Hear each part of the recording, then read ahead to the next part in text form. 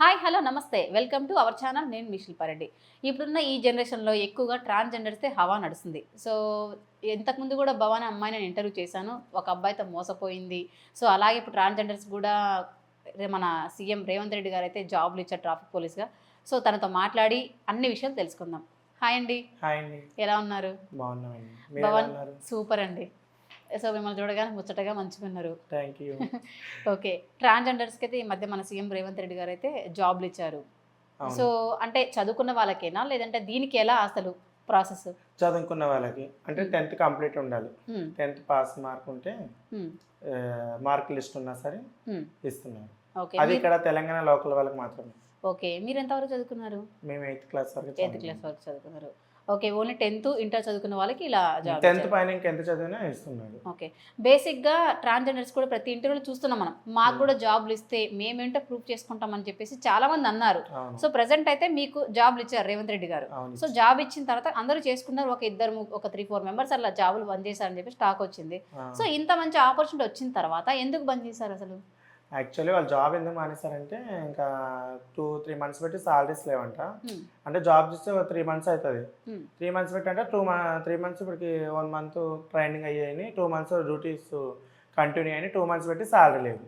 2 months salary లేకుండా ఉంటే ఇంకా రూమ్ రెంట్స్, మనం రావడానికి పోవడానికి ఛార్జీలు, ఫుడ్ అవన్నీ ఎలాగా? మేము ఫ్యామిలీతో ఉంటాం కదా. ఫ్యామిలీతో ఉంటే ఫ్యామిలీ రొటేషన్ చేస్తుంది. వచ్చినప్పుడు చెయ్యొచ్చులా అనేసి మేము కూడా జాబులు రావాలనే కదా ఆశపడ్డాము. వచ్చినాక చాలా ఆనందపడ్డాము. ఇప్పుడు వచ్చిన తర్వాత సాలరీ లేవు. ఇంకెట్లా చేస్తారు మరి? అంటే సాలరీస్ కొంచెం లేట్, మేబీ ఇంతకుముందు బాయ్స్ నేమ్స్ లాగా ఇప్పుడు గర్ల్స్ నేమ్స్ లాగా ఉంటేనే వేస్తారని చెప్పేసి మనం మాట్లాడుకున్నాం ఇంతకుముందు కూడా. సో కాబట్టి ఎలాగో సాలరీ వస్తుంది మీకు తెలుసు. సో ఒక 2 మంత్స్ ఆగలేకపోయారా? అంటే 2 మంత్స్ అంటే మేము ఆగుతాము. తినడానికైనా మా ఫ్రెండ్ ఇంటికి ఏడైనా వెళ్ళి తింటాం. రూమ్ రెంట్ ఎవరు ఇస్తారు? రూమ్ రెంట్ ఎవరు ఇయ్యరు కదా. అంటే అప్పు అడిగిన కూడా ఎవరు ఇవ్వరా? అప్పుగా 2 మంత్స్ రెంట్ అంటే ఎవరిని ఇస్తారా?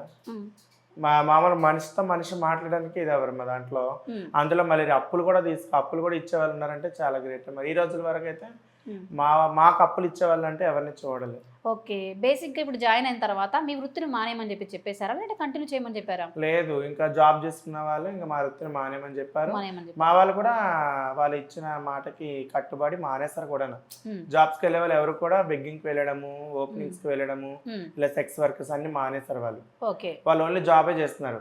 ఇంకా ఓన్లీ జాబ్ ఏమైతే కన్స్ట్రక్షన్ పెట్టిన తర్వాత మరి సాలరీ లేకపోతే మెయింటెనెన్స్ ఉండాలి కదా అమౌంట్. 2 మంత్స్ మెయింటెనెన్స్ అంటే ఇంకెవరు ఇస్తారు? ఇంకా అలానే ఇప్పుడు జాబ్ ఇచ్చారని ఆనందం ఉంది, సాలరీ ఇవ్వలేదని బాధతోనే కొందరు మానేస్తారు, కొందరు చేస్తున్నారు కంటిన్యూ. అవును, ఒక 200 మెంబర్స్కి అయితే జాబ్ వచ్చింది. అందులో ఒక 2-3 మెంబర్స్ వచ్చేసి మానేశారని టాక్ వచ్చింది. సో అదే చాలా మంది జాబులు లేక బాధపడ్డారు కదా మీరు కూడా.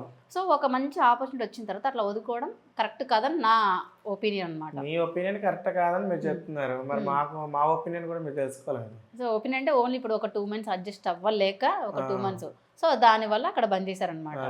ఓకే, ఇప్పుడు ప్రెసెంట్ అయితే వాళ్ళు మళ్ళీ అదే స్టార్ట్ చేస్తుంటారు. ఇక మళ్ళీ సాలరీ ఇస్తే స్టార్ట్ చేస్తారు. మళ్ళీ సాలరీ ఇప్పుడు బంద్ చేశారు, సాలరీ ఇస్తే కనుక మళ్ళీ స్టార్ట్ చేస్తారంటే కనుక మళ్ళీ ఒప్పుకుంటారు మరి గవర్నమెంట్ అలా?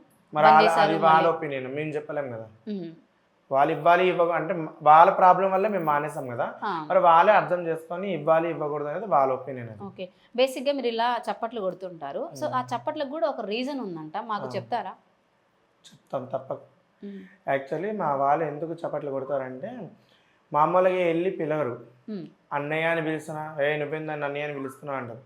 కనీసం బావాని పిలిచినా వెళ్ళి పక్కకి వెళ్ళు, ఏంది డిస్టెన్స్ మెయింటైన్ చేయి అని అంటారు. ఇంకా అలాగా చెప్పలేక ఇలాగ నోరెట్టి పిలవలేక ఇంకా మా వాళ్ళు ఏంటంటే ఇలా కొడితే మా వాళ్ళు రుక్తే అదనమాట. స్టార్టింగ్ అలా కొడితే వీళ్ళు వచ్చారు అని క్లూ అనమాట అవతల వాళ్ళకి. జస్ట్ క్లూ ఇవ్వడానికి ఇలా చప్పట్లు. బేసిక్గా ఈ చప్పట్ల వెనక కూడా ఒక కథ ఉందని చెప్పేసి అంటుంటారు. మేబీ మీకేమైనా తెలిసేమో అని. ఎందుకంటే ఇలా చప్పట్లు కొడితే కనుక మీ అమ్మవారికి మాత గురు ఏదో సంథింగ్ మాత ఉంటారు కదా, దానికి సంబంధించిన ఒక ఉంటుందంట మరి. అవును, అమ్మవారిని పిలుస్తాం మేము అలా కొట్టే అమ్మవారిని పిలుస్తారు. ఓకే, సో అమ్మవారికి సంబంధించిన ఒక పాట ఏమైనా పాడతారా మరి? మాకు రాదు కానీ పాట చూపిమంటే చూపిస్తాం యూట్యూబ్. ఓకే, అంటే మీరు ట్రై చేయడం రాదా? అంటే ట్రై చేయలేరా? సాంగ్స్ ఎప్పుడు పాడలేదా? సాంగ్స్ ఎప్పుడు పాడలేదు కానీ ఒక చిన్న బిట్ అయితే చెప్పగలను. ఓకే, జై జై మాత సంతోషి మాత, జై జై మాత సంతోషి మాత, మురిగి మాత మురిగి మాత, జై జై మాత అనే పాట ఇంకా అది చాలా ఉంటుంది. మా పెద్దవాళ్ళు అయితే బాగా పాడతారు. అది అమ్మవారి సాంగ్. ఓకే. బేసిక్గా మీకు ఒక సిజరన్ అయిపోద్ది అనమాట. ఆ సిజరన్ అయిపోయిన తర్వాత 1 మంత్ ఇంట్లో నుంచి బయటికి రావద్దని చెప్పేసి అంటుంటారు. అవును. ఆ టైంలో చాలా పెయిన్ కూడా ఉందని చెప్పేసి అంటారు. బట్ కానీ మాకు ఆ టైంలో అమ్మవారు పూనుతుంది అని చెప్పేసి అంటారు. ఎంతవరకు నిజమంటారు? అమ్మవారు పూనుతాలి అన్నది అబద్ధమే. అమ్మవారి పూనదా. మెయిన్ పెయిన్స్ నా పడుతుంటే అమ్మవారు ఎందుకు పోనిద్ది? అట్లేం ఉండదు. కాకపోతే అమ్మవారిని తలుచుకుంటే మా పెయిన్స్ తగ్గుతాయని మేము అమ్మ బాబు అమ్మ నొప్పి అని కూడా అనకుండా మాత మాత అని అంటూ ఉంటాం. ఆ అమ్మనే పిలుస్తూ ఉంటాం. అమ్మ అమ్మ అని అనకుండా మాత మాత అని పిలిస్తే మా నొప్పులు తగ్గుతాయని మాత మాత అని పిలుస్తాం, కానీ అమ్మవారు ఏం రాదు. ఓకే. అయితే ఆ 1 మంత్ ఎవరిని చూడకూడదు ఎందుకు మరి అట్లా? అంటే ఇంకా మామూలుగా మెచ్యూరిటీ అయితే ఎలాగా అంటే ఏం చెక్కకూడదు, ఏమి పనులు చేయకూడదు అని అంటారు కదా, అలాగా మాకు అదొక ఆచారము. ఇంకొకటి ఏంటంటే మేము పెయిన్స్తో ఉంటాం కదా, అందుకోసమని ఎవరిని చూడనియరు.